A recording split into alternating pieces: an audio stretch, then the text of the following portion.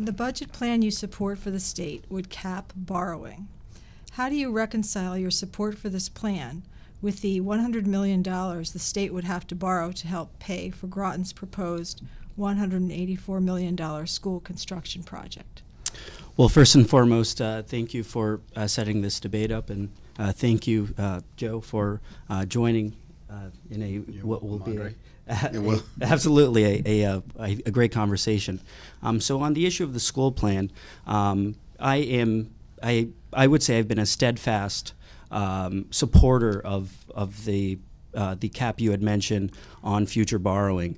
The state of Connecticut right now is not in any position to incur any more debt. Right now, Connecticut's in the position actually to shed a lot of projects that are currently authorized on the bond commission. And as a result of that, Connecticut moving forward really needs to take a look at future projects that are in motion, and certainly projects that are on the books already, to maybe do away with the ones that there really isn't a need for anymore. So on the issue again of the school, I worked steadfast in understanding the numbers that would affect the school project. I do have concerns, however, that with this current plan that is moving forward to the taxpayers, without that state reimbursement, that taxpayers simply will not be able to afford it at the when it comes to the property tax level, because a lot of folks don't realize that over time, not only are you paying the cost of actually constructing those buildings, but you're going to be paying the debt service on those on that plan as well. So I certainly think that in the future, for when we take a look at the Groton schools, that we do it by a piecemeal approach. But as far as doing it sort of in a comprehensive way, in which could be in excess of potentially even $200 million when you kind of look at finally building out, and certainly there's a time frame that needs to be followed. So as of now, I'm not supportive of it, but I certainly will continue having an open mind about future building projects structured in a way that is far more affordable for the taxpayers. Mr. Dela Cruz, the topic of the Groton School project, and in the context of the high level of state borrowing we've already seen, your comments? I think it's one of those situations where we may have, I don't want to say we waited too long. It seems like the reimbursement rate goes down and down and down. And as I go to doors and meet people and remind them that Groton New London's charter does not include education. Funny enough, because we do pay for about 50 or 60% of it. As far as the buildings are concerned, I think, that isn't something that the state can cut. We're going to need those new buildings in Groton.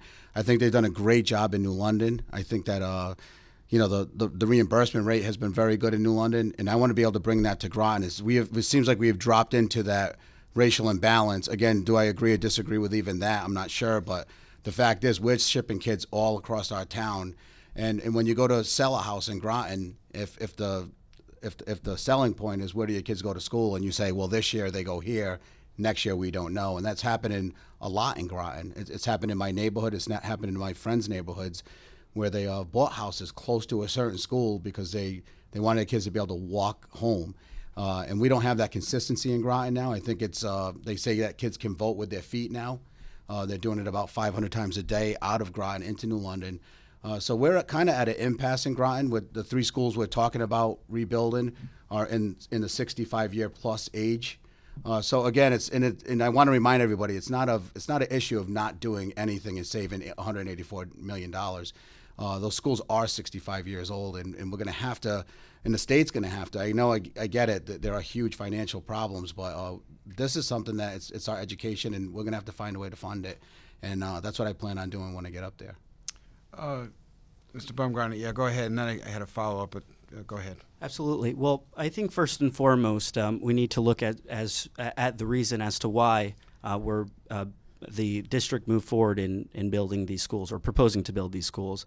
They've cited racial imbalance as a critical issue as to or an impetus to be able to rebuild these schools. And so if that's the issue, I really think at the state level, we need to have a comprehensive discussion about that statute, especially as it relates to Groton's situation. I think there's been much inaction on that issue, and I started having that conversation in as a member of the Black and Puerto Rican caucus, which certainly a lot of those folks are well aware of that statute, especially as it relates to how our more urban school districts operate. And certainly, I think Groton has a different characteristic than perhaps Bridgeport, Hartford, and New Haven. And so maybe the statute doesn't necessarily apply to Groton in a way that it's intended to do as a result of having the submarine base, which is where the sailors are quite transient and their families are transient. So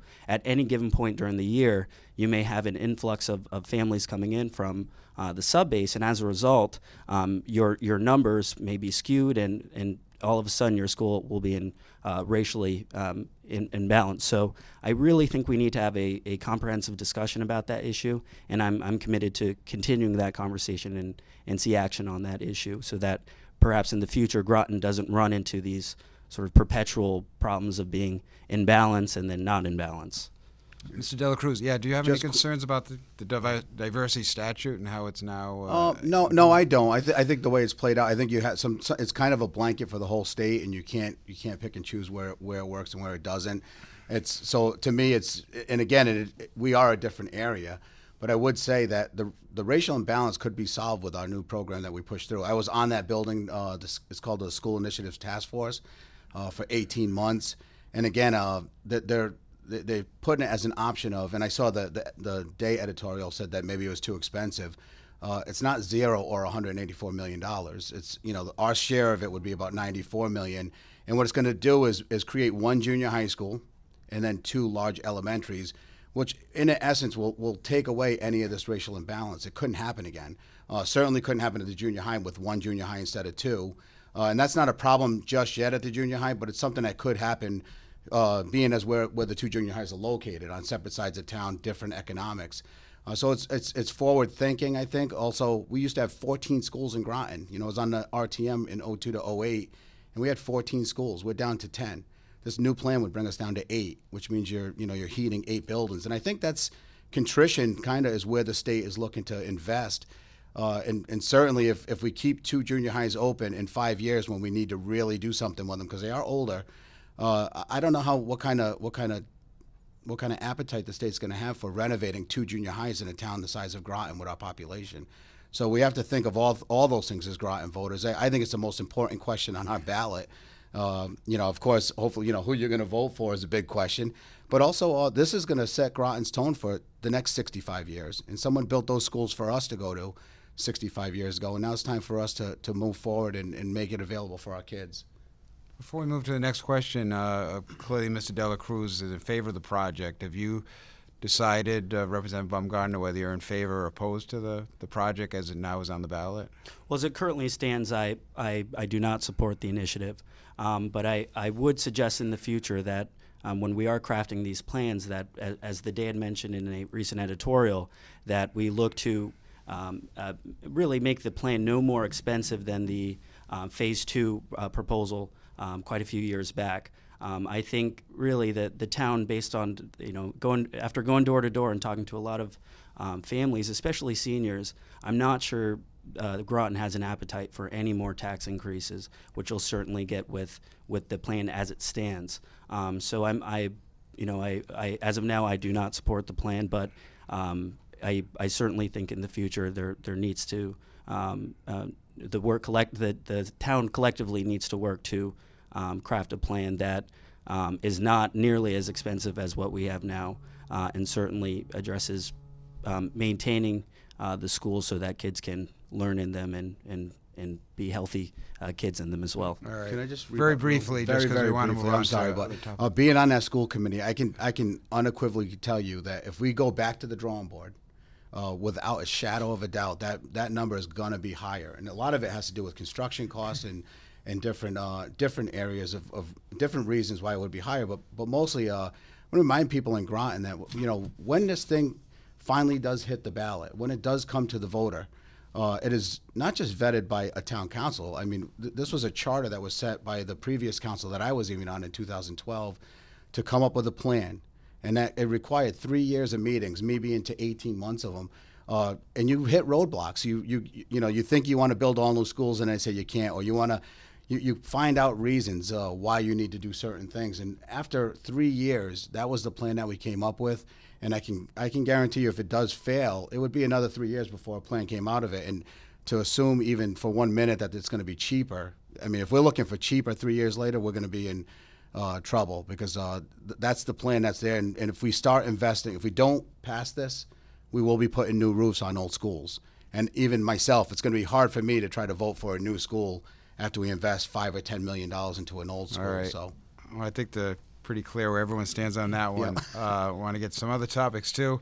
The next question is for Mr. De La Cruz, and it's from Dave.